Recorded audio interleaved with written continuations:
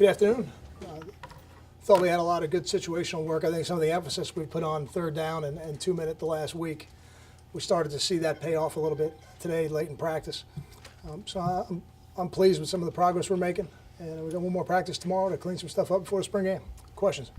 The format for the spring game, do you pick the rosters, and is it going to be game-like or is it going to be situational? We're going to get together this afternoon, and we're going to look at what's available to us, and our preference is to have a scarlet and a white and play it as a game. And my gut tells me we'll be able to do that, but until I get the medical report this afternoon, I won't be able to say for sure. Will some guys, like maybe the offensive linemen, have to play for both sides? Yeah, they will. They definitely will. They absolutely will. I think the offensive line will probably be in a different color jersey than everybody else, and they'll just rotate through the game. Right now we've got 8 available, possibly 9. We'll see what that looks like. Are you leaning towards splitting up Laviano and Reddick as the quarterbacks? I haven't made a decision either way on it.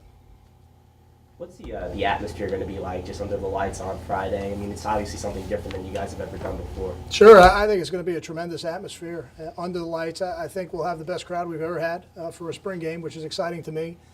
To have the dueling DJs that'll be playing throughout the event, the entire pre-game setup, for before the game as people get out of school, the students get out of school, other people get off work on a Friday and come over and start tailgating. It'll be a tremendous atmosphere. I think it'll be the best atmosphere we've ever had for a spring game. A number of high schools are bringing their teams down to the game, so that's exciting for us as well. Have you noticed that some of the players are really getting into something like that instead of having, that Saturday day game? I have not noticed yet. We were focused on practice 13 today, and tomorrow we'll be focused on practice 14. If their mind goes to that spring game too quick, it'll be hard to accomplish what we want to. I think last spring game, when you were down on the field and you kind of had a whistle, you're going to do that, be that hands-on again this year? I expect to be down on the field for the spring game. How about the other coaches? Like, will Ben, is he going to be a sideline guy or booth guy? Do you know? We've talked about both situations. For the spring game, all coaches will be on the field. We're not going to set up the boxes for the spring game. Count through 13 practices to have the quarterbacks shown you what you wanted them to show you entering the spring game?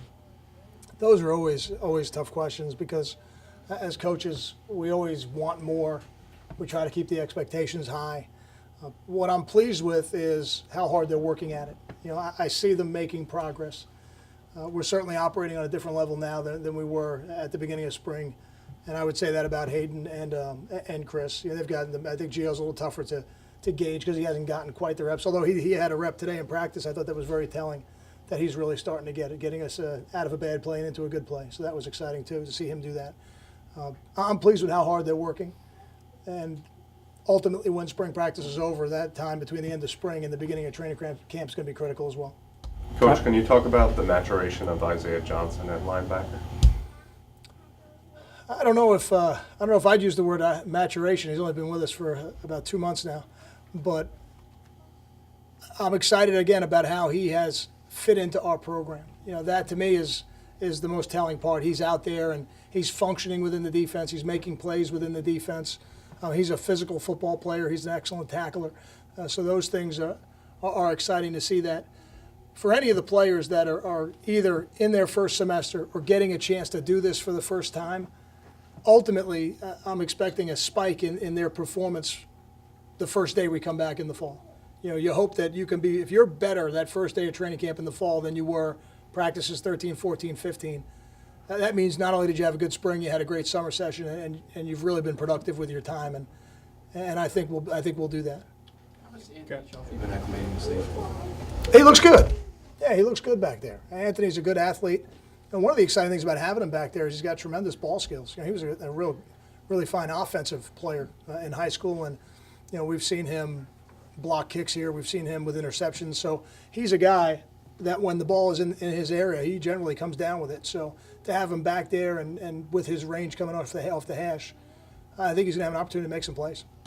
On the field, in terms of production and shaking off rust, and off the field in terms of reintegration, how has Ruhan's spring been? I think Ruhan's had a good spring. Yeah, I think he's had a good spring. Sam Bergen, what has he brought from a leadership perspective? Invaluable. Those 4th and 5th year seniors, 6th year seniors, those guys are invaluable to your locker room. They really create the culture of your program, and Sam is one of those guys, and certainly one guy that the rest of the players look to set the standard of how we operate in every phase of what we do in the program, from the practice field to the weight room to the locker room to the training room. He's a tremendous example for the younger players. Time for 2 more questions. Coach, in such a powerful conference, such big-time offenses, how important is it for your defensive line, your linebackers, to get to the quarterback in the backfield? It's important to disrupt the quarterback.